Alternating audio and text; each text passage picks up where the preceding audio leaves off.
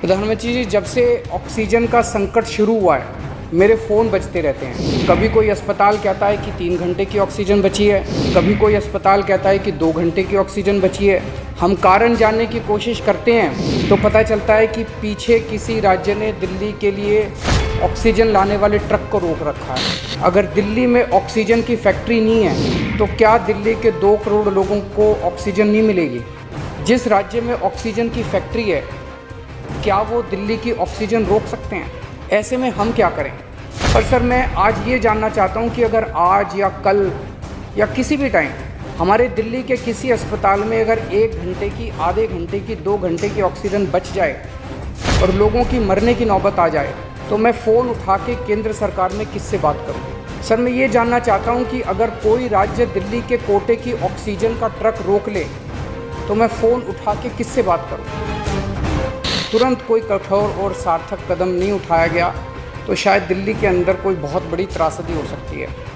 मैं आपसे मार्गदर्शन चाहता हूँ सर, कुछ ही राज्य हैं जहाँ से मैक्सिमम दिल्ली की ऑक्सीजन आती है और जहाँ सबसे ज़्यादा हमारे ऑक्सीजन के ट्रक रोके जा रहे हैं। मेरी आपसे विनती है, अगर आप उन राज्यों के मुख्यमंत्री को एक बार बोल दें, फ़ोन कर दें कि हमारे ऑक्सीजन के ट्रक ना रोकें तो दिल्ली के लोगों को ऑक्सीजन मिल जाएगी।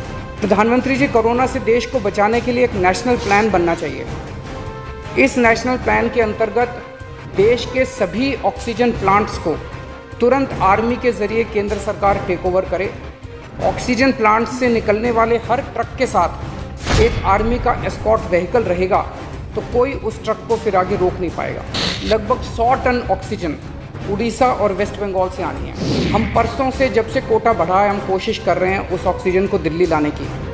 मेरा आपसे निवेदन है कि यहाँ से ऑक्सीजन अगर हो सके तो हमें हवाई जहाज़ से उपलब्ध करवाई जाए, और नहीं तो जैसा अभी बताया गया, आपका आइडिया है ऑक्सीजन एक्सप्रेस शुरू करने का, वो ऑक्सीजन एक्सप्रेस शुरू करके वेस्ट बंगाल और उड़ीसा से हमें ऑक्सीजन दिलवाई जाए। आइडिया नहीं, ऑलरेडी चल रहा है सर। दिल्ली तक नहीं पहुंच पा रही हमारी, दिल्ली तक नहीं आ रहा। उसमें अगर हमें दिल्ली के लिए भी कॉरिडोर मिल जाए तो आपकी बड़ी मेहरबानी होगी। प्रधानमंत्री जी, हमारे देश के वैज्ञानिकों ने इतने कम समय में जो वैक्सीन बनाई है, इसके लिए हमारे वैज्ञानिक साधुवाद के पात्र हैं। आपने इसमें जो प्रयास किए, आपका बहुत बहुत शुक्रिया। अभी सर, केंद्र सरकार ने आदेश जारी किए हैं कि 1 मई से राज्य सरकारें सीधे कोरोना वैक्सीन खरीद सकती हैं। इसके बाद एक वैक्सीन की कंपनी ने अपने रेट जारी किए हैं कि वो केंद्र सरकार को 150 रुपये में और राज्य सरकारों को 400 रुपये में देंगे। सर, एक ही देश में एक ही सामान के 2 रेट कैसे हो सकते हैं?